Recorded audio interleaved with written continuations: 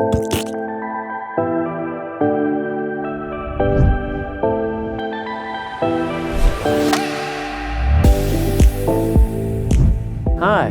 this is Joe again from Cheap Joe's Art Stuff with cheap tips from Cheap Joe. And if you can say that, you're doing better than I am. Today I want to talk just a little bit about where you keep your material on your table while you're painting.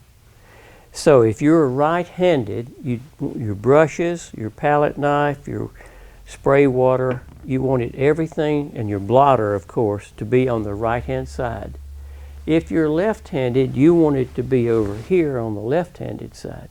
And that's because if you're right-handed and you're painting this way, you're going to come across, and you have a chance of water dripping on it, and when it does, you can see what it does. It leaves a ring around it. So by keeping everything over here on the right-hand side, I'm simply coming in here with the brush like that, and I won't drop, well, you can see where I spattered it, dropping paint into this little light direction, and I've exaggerated the light direction, but that's the way it works.